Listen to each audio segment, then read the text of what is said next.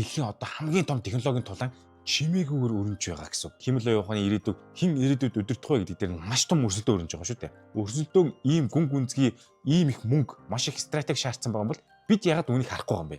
За эндээс нэг дүгнэлт гарч ийн тэр нь юу гэхээр жирийн одоо жижигхэн компани буюу стартапын хувьд бол баг боломжгүй үнэхээр нэр боломжгүй. Энэ загварыг сурах гэж оролдох юм бол танд ойролцоогоор 4486 жил хэрэгтэй болно гэж боддоо. Нин бактерийн хэмжээнд ийм наривчлалтай гүйцэтгэлтэй технологи гарч ирсэн байгаа байхгүй юу? Бага нөхцөр ихийг хийх аргаар тоглоомын дүрийг ингээд өөрчлөд байгаа байхгүй юу? Энэ бол маш сонирхолтой. Энэ өрсөлдөөн бидний дунд бидний өдөр тутамд хамгийн их орж байгаа тэр вебсайт аппликейшн дээр чинь аль хэдийн эхэлчихсэн явж байгаа дан гэж ойлгож байна. За өнөөдөр та химэл оюуханы өрсөлдөөнийг хараад ямар ч дайм өргөлдөөн харагдахгүй юм шүү дээ гэж бодож байвал яг үнэндээ та дэлхийн одоо хамгийн том технологийн тулаан чимээгүйгээр өрнөж байгаа гэсэн. Үүнийг бас анзаараагүй байна гэж болно. Энэ бол одоо танк пуужинтай бол дайм шээ. Энэ бол одоо сервер чип алгоритм дэд үтсийн дайм байгаа. Америк нэгдсэн улс ба Хятад хоёр химэл оюуханы ирээдүйг хэн ирээдүйд удирдах вэ гэдэг дээр маш том өрсөлдөө өрнөж байгаа шүү дээ. Хоёр их гүрний орн гэсэн. Гэхдээ сонирхолтой нь бидний ихэнх нь энэ өрсөлдөөнийг огт мэдэрдэггүй. Бид зүгээр л ChatGPT, Claudia, Cursor, Gemini гэдэг аппликейшнуудыг ашиглаад л явж байдаг. Тэгвэл асуулт нь юу вэ гэхээр хэрвээ өрсөлдөөн ийм ширүүн байгаа бол яагаад бид нар өдөр тутамдаа үүнийг анзаарахгүй байна гэдэг асуулт гарч ирж байгаа юм. За тэгэхээр өнөөдөр би танд химэл оюуханы дэлхийн өрсөлдөөн яг хаана өрнөд, яагаад эцэстээ бидний хэрэглэж буй аппликейшнууд дээр ирж буудаг вэ? За мөн дээр нь Америк нэгдсэн улс Хятад хоёр их гүрний тэнцвэр хэрхэн өөрчлөгдөж байгааг шатлсан бүтцтэйгээр тайлбарлах гэж оролдъё. За химэл оюуханыг ойлгохын тулд бид үүнийг давхаргаар нь одоо леерээр нь харж ойлгох хэрэгтэй байна л да. AI аппликейшн бий болгохын тулд танд том хэлний загвар юу? LLM хэрэгтэй болдог. Large language model гэж байна. Тэгэхээр LLM-ийг сайжруулахын тулд танд асар том серверийн дэд үтс хэрэгтэй болно. За тэгээд дэд үтс барихын тулд танд дэвшилтэд одоо GPU буюу одоо graphic card гэж ярьдаг те бидний хэлдгээр чипнүүд хэрэгтэй болно. Чип гаргахын тулд танд хагас дамжуулагчийн үйлдвэр хэрэгтэй болно. За тэгээд үйлдвэрлэхийн тулд танд дизайн, тоног төхөөрөмж, технологийн хяналт хэрэгтэй болно. Эдгээр бүх одоо бүтцэд Америк нэгдсэн улс Хятад хоёр төрийн бодлого, хориг хөрөнгө оруулалтаар одоо шууд талаас оролцож байгаа байхгүй. Тэгэхээр эхний асуултандаа ирээд буцаж очие. Тэр нь юу гэхээр өрсөлдөөн ийм гүн гүнзгий ийм их мөнгө маш их стратеги шаардсан байгаа бол бид ягаад үүнийг харахгүй юм бэ? За хариулт нь ойлгомжтой. Бидний амьдарч буй одоо энэ хэсэг бол хамгийн доод чат гэж болно. Одоо энгийн хэрэглэн тий аппликейшнийг давхар гэж ойлгож байна. Энд болохоор бид нар одоо ChatGPT, Claudia, DeepSeek одоо юу гэдэг нь тий ийм хэрэгслүүдийг өргөн ашиглаж байгаа. Хамгийн сонирхолтой нь өрсөлдөөн хамгийн их байдаг одоо давхар бол энэ хэсэг байна. Яагаад гэвэл энд одоо entry barrier гэж ярьдаг тий оролцох босго маш бага байдаг. Өнөөдөр одоо хинч үнгүй эсвэл баг үнгүйгээр химэл оюухан дээр суурьсан аппликейшн бол бүтээж чадна. Харин LLM буюу large language model-ийг өөрсдөө бүтээгдэхүүн үтсийг барих чип үйлдвэрлэх түвшинд очиход энэ босго нь асар том өндөр болдог гэсэн. За одоо бүгдээрээ дараагийн шат руу орё. Энэ бол одоо LLM-ийн давхар байгаамаа. Large language model. За жишээ авъя л та. Meta компани Llama гэдэг 3.1 гэдэг энэ модель байна шүү дээ. Энэ бол одоо 405 тэрбум параметртэй аврах том юм загвар модель байна. Үүнийг сурахын тулд 38 сетиллион тооцоол хэрэгтэй гэж байгаа. Энэ төрлийн тооцоолыг химэл оюуханы салбарт одоо FLOPS гэж нэрлэдэг юм билээ л дээ. Хэрвээ та одоо ганцхан Nvidia компани H100 GPU чипийг ашиглах юм бол энэ загварыг сурах гэж оролдох юм бол танд ойролцоогоор 4486 жил хэрэгтэй болно гэж боддоо. Бараг одоо хэдэн мянган жил гэсэн үг тийм 4000 жил тийм. За тэгээд нэг ширхэг энэхүү сурах гэж байгаа H100 GPU чип нь болохоор өөрөө болохоор үнэлгээ нь 25,000-аас 40,000 доллар үнэтэй. Тэгэхээр үүнийг бодит хугацаанд их цорын гац арга нь бол параллел тооцоолго. Өөрөөр хэлбэл асар их мөнгө одоо цутгаад олон мянган GPU-г нэг дор ажиллуулах гэсэн. Meta энэ загварыг сурахын тулд одоо 16,000 ширхэг H100 одоо чипийг ашигласан байгаа байхгүй юу? Зөвхөн тоног төхөөрөмжийн зардалт нь одоо энэ тооцоолоор утгах юм бол 400-аас 600 сая доллар болж байгаа байхгүй юу? Ингэснээр 4400 тэр жил шаардлагагүй харин 3 сарын дотор энэ бүхэн дуусна гэсэн. Энэ бол одоо large language model-ийн ертөнцид хэн илүү тооцоолох хүчин чадалтай вэ гэдгийг харуулж байгаа бодит жишээ гэсэн. За эндээс нэг дүгнэлт гарч ийн тэр нь юу гэхээр одоо Meta компани байна, OpenAI компани байна, Anthropic байна, Cloud компани, Google зэрэг энэ компанитай өрсөлдөх нь жирийн одоо жижигхэн компани буюу стартапын хувьд бол баг боломжгүй үнэхээр нэр боломжгүй. Гэхдээ Хятадын Alibaba, Baidu, ByteDance, Moonshot, DeepSeek зэрэг ийм төвшөнд бол тоглож чаддаг авраг компаниуд бол Хятад байгаад байна. За энд нэг чухал нарийн зүйлсийг дурдъя гэж бодлоо. Энэ бол LLM-ийн буюу large language model-ийг хөгжүүлэхийн тулд танд аль болох маш их олон GPU хэрэгтэй болно. За жишээ нь Meta компани 16,000 H100 гэсэн чипийг ашигласан бол хариу танд 16,000 биш 8,000 ширхэг ийм GPU одоо байсан бол энэ сургалт чинь 3 сар биш 6 сар үргэлжлэх нь шүү дээ. Тэгэхээр химэл оюуханы ертөнцид 3 сар гэдэг бол бүхэл бүтэн 90 гэж ойлгож байна. 90 тийм. Энэ тэр хооронд ч нь бол өрсөлдөгч нь илүү сайн загвар аль хэдийн гаргаад дуусчих мэднэ. Тиймээс large language model-ийг хөгжүүлэх өрсөлдөөнөөс бид автоматар дэд бүтцийн давхар руу яваад орчиж байгаа гэсэн үг. Шатлал маань, яриа маань. Яагаад гэвэл та одоо large language model-ийг сайжруулахын тулд түүнд тохирох дэд бүтц зайлшгүй хэрэгтэй болно. За Монгол дээр бол одоо Чимээгийн компани үнийг хийж байгаа гэсэн. Гэхдээ ямар чипээр яаж сургаж байгааг бидэнд бол мэдээлэл байхгүй шүү дээ. За бүгдээр Америк нэгдсэн улсын жишээг авч үзье. Meta компани бол ойролцоогоор 350 мянган ширхэг H100 гэсэн NVIDIA компани GPU-тэйгаа. NVIDIA компаниг бол та хүмж бас дэлхийн одоо хамгийн номер 1 үнэтэй үнэлгээтэй маш том компани болсон байгаа. Захирал нь 50 гаралтай Jason Huang гэдэг хүн байгаа. За OpenAI компани бол Stargate төсөлтөйгоо энэгээрээ дамжуулаад ирээдүйд 2 сая GPU одоо ашиглах зорилго тавьсан байгаа ч гэдэг. Юу гэсэн үг вэ? Бурхан минь. XAI компанигаа Elon Musk-ийн компани гэсэн үг шүү дээ. Ийм л явах нь. Энэ болохоор одоо Colossus нэртэй тийм авраг байгуулж барьж байгаа. Харин дотор нь 350 мянган ширхэг GPU хөрөнгө оруулаад худалдаа авалтаа хийж байгаа гэсэн байна. Тэгэхээр эдгээр тонууд нь юу илэрхийлж байгаа нэхэр химэл явахны дэд бүтцийн тулаан ямар хэмжээний том өдөө хөрөнгө мөнгө капиталаар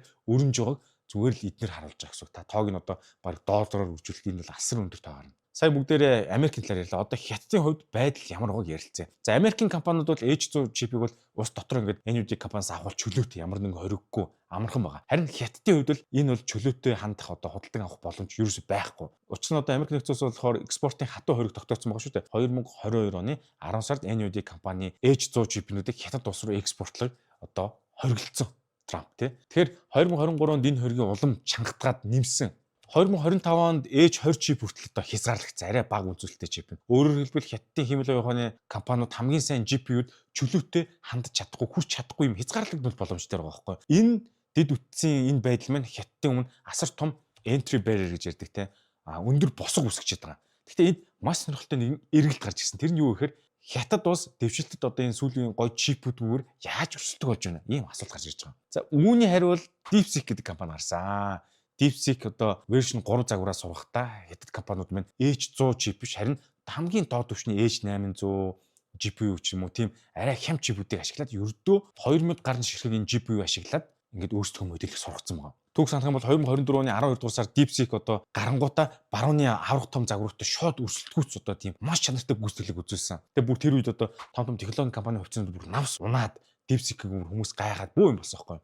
Бүр дэлхийг гайхшруулсан тэр үед нь. Тэгэхээр одоо бүгдээр тоон хацуулт хий л да. Meta компани Llama 3.1 энэ загвар бол 16 мянган H100 гэсэн чипийг бол ашигласан байдаг. 3 сарыг зарцуулсан. Харин DeepSeek компани Хятадын компани шүү дээ. Энийн одоо version 3 нь 2000 гаруй H800 гэсэн чипийг ашигласан. Өөрөөр хэлбэл 10 дахин бага тооцооллоор хийсэн гэсэн үг. Тэгэхээр энэ яг юу гэсэн үг вэ гэхээр Хятад илүү цөөн нөөцтөгөр маш их үр ашигтай сурч чадаад байгаа байхгүй юу. Тэгэхээр ямар нэг юм хэцүү зүйл тохиолдох нь илүү үр ашигтай загварыг гаргаад байна шүү дээ. Тэгэхээр энд маш том үр дагавар гараад байгаа. Хэрвээ large language model-ийг маш бага тийм одоо ийм чипүүдээр сургаж болд юм бол Америк нэгдсэн улсын одоо OpenAI, XAI, Meta шиг тийм энэ компаниудыг хийж буй олон зуун тэрбум долларын дэд бүтцийн хөрөнгө оруулалт асуултын тэмдэгтэй буюу анхаарлын тэмдэгтэй бас болж ирээд байгаа. Өөрөөр хэлбэл Америк нэгдсэн улс их нөөцтэй байхаараа давуу талтай байсан бол Хятад болохоор бага нөөцөөр ихийг хийх аргаар тоглоомын дүрийг ингээд өөрчлөд байгаа байхгүй юу. Энэ бол маш сонирхолтой. За ингээд дараагийн одоо давхар бол одоо нийлүүлэлт байгаамаа. Supply chain тий. Чип байж гэмээр дэд бүтц ажиллана. Харин Америк нэгдсэн улс одоо экспортын хариуг тавьснаар Хятадын чипийн нийлүүлэлтийг хязгаарлаад байгаа шүү дээ. Гэхдээ DeepSeek компани бол энийг одоо давсан жишээг бол сая ярьлаа. Ингээд хариуг тавьсан ч гэсэн инновацийг нь бүрэн бүсэн зогсоож чадахгүй. Харин илүү хэмнэлттэй, илүү ухаалаг арга руу тэднийг шахаад хөдөлгөж байгаа байхгүй юу. Илүү их нөөц, илүү сайн загвар гэсэн ойлголтыг илүү ухаалаг сургалт, илүү сайн загвар гэсэн гэдгээр одоо солиод байрлалыг өөрчилж байна. Тэгэхээр үүний дараагийн хэсэг бол үйлдвэрлэл байгаа. Manufacturing тийм. Чипийг хэн үйлдвэрлэж байна гэдэг асуулт гарч ирнэ. Үүндээ дэлхийн хамгийн дэвшилтэд чипүүдийг дийлэнхийг нь Тайваны TSMC компани үйлдвэрлэж байгаа байхгүй юу? Taiwan Semiconductor гэдэг үгийг тавьчлаа байхгүй юу? Хятадын стратегийн гол зорилго бол гадаадаас хараат байдлаас гарах өөрийн гэсэн чипийг үйлдвэрлэх зорилготой байна. Тийм учраас 2025 онд Хятад болохоор Made in China 2025 гэсэн бодлогыг гаргаж ирээд стратегийн салбаруудынхаа 70% дотоодоос хангахыг зарласан байна. Гэхдээ энд нэг асуудал байна. Чип үйлдвэрлэх одоо фаб буюу тэр үйлдвэрийг барих нь дор хаяж 24 мянган доллар. Маш нарийн логистик, молекулын төвчний тийм асар нарийн одоо байгууламж гэж байгаа. Одоо нэг тийм бийж байдаг ш. Чипийг ингээд бүр нано хэмжээд хийсэн ингээд томруулаад бүр ингээд бүр нарийн нэн бактерийн хэмжээнд ийм наривчлалтай гүйцэлтэй технологи гарч ирсэн байгаа байхгүй юу. За мөн хамгийн чухал шаад нь тэр нэг ийм хийдэг одоо машин байдаг юм да. 250 сая доллар үнэтэй дэлхийд ганцхан үйлдвэрлэдэг нэг төхөөрөмж идэг. Тэр компаниг бол одоо Нидерландын ASML гэдэг компани хийдэг байгаа байхгүй юу. Тэгэхээр өндөр хүчин чадалтай CPU, GPU чипүүдийг хийхэд тэр нэг сайн Нидерландын компани AUV гэдэг зайлшгүй тэр машин хэрэгтэй болоод байгаа. Харин Америк нэгдсэн улс бодлогоор ASL бэлддэг компани хятад руу тэр энэ машинаараа юм гаргахыг хориглоод байгаа байхгүй. Өөрөөр хэлбэл хятад чипээ өөрсдөө үйлдвэрлэхийг хүссэн ч гэсэн тэр том байгууламжинд барих асар их мөнгө тэр тоног төхөөрөмж байхгүй. EUV гэдэг тэр технологи нь байхгүй. Маш том тийм өндөр бостой болчиход байгаа. Тэгэхээр эндээс харах юм бол давхар гүр дээр нь Америк нэгдсэн улс ингээд нэг юм хөндлөн босго тавиад хятадын ингэж жоохон блоклж хаах гэдэг байгаа байхгүй. Хоолойг нь боогод. Тэнгүүд нь хятад тэр болгон тэр дараагийн аргыг хаагаад давж гарах гэдэг байгаа. Тэгэхээр хамгийн гол эцсийн асуулт нь одоо юу вэ? Бидний ярьсан энэ бүхэн хэрэглэгч буюу яг биднэрт яаж нөлөөлөх юм те? Хариулт нь маш амархан. Эцэстээ бүх зүйл бидний хэрэглэж байгаа энэ вебсайт, аппликейшн дээр л бууж ирж байгаа. Хэмэл оюухан ямар ч сайн байлаа гэд бод амьдрал дээр ашиглахдаггүй бол тэр юус үн цэн байхгүй шүү дээ. Эрүүл мэнд, балан хамгаалах санхүү, тээвэр шинжилгээ ухаан эдгээр салбарт хэмэл оюуханыг хэрхэн яаж ашиглаж байна гэдгээр л бүх юм хөрөнгө оруулалт, бүх хориг, бүх өрсөлдөөн зөвтгөгдөн гэсэн. Эннээс шалтгаалж өрсөлдөөн явж байгаа. Тиймээс Америк нэгдсэн улс ч бай, хятад ч бай эдгээр бүх давхаргуудад чип хийх, үйлдвэрлэл, дэд үтцэд асар их мөнгө цутгаж байгаа гэсэн. Харин үр дүн нь юу гэхээр доод давхарга буюу яг аппликейшн дээр ChatGPT гэдэг ч юм эднэрийг хэрэглэж байгаа хүмүүс биднэрт нөлөө үзүүлэхийн тулд эднэрийг хийгээд байгаа байхгүй юу.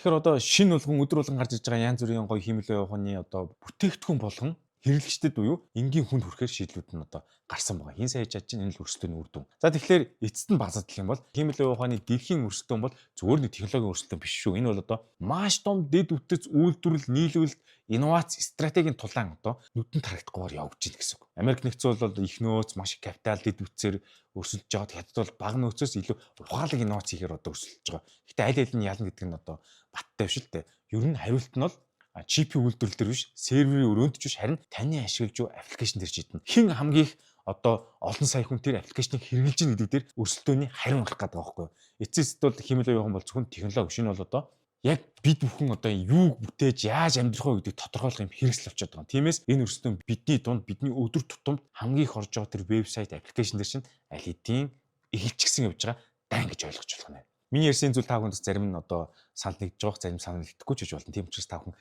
коммент сэтгэл хэсэгт өөрийнхөө бодож байгаа санааг илэрхийлж бичээрэй. Бид нэр заавал уншина. Бас дээр нь заавал subscribe дарахаа бүү мартаарай. Яагаад гэвэл бид нар дараагийн контент дээр илүү сонирхолтой сэдв хүнд тэр үеэр бүгдээрээ дахин уулзсан юм шүү дээ. Баяртай. Хэмэл оюухан дээр зураг бичлэг үүсгэхэд тухайн дүр төрх эд юмсан дараагийн үргэлжлэх хэсэг дээр эвдэрч зүрх алдаа гарах нь маш их тохиолддог. Харин энэ асуудлын шийдлэг болсон бөгөөд бүр богино хэмжээний кино хийж үзлээ. Олон сарын турш зөндөө сайт аргуудыг турш үзээд хамгийн тохиромжтой аргыг нь олсон тул үүнийг та бүхэндээ хүргэж байна. Задлан цэгийн сайтаар ороод онлайн шууд хэрэгжих мэдлийг хүлээн аваарай. Дээр нэмээд бэлэн prompt таны ажлыг хөнгөвчлөх, зохиол гаргах, урьдчилан сургасан custom GPT хүртэл багтсан байгаа. Яг одоо задлан цэгийн рүү ороод үзээрэй.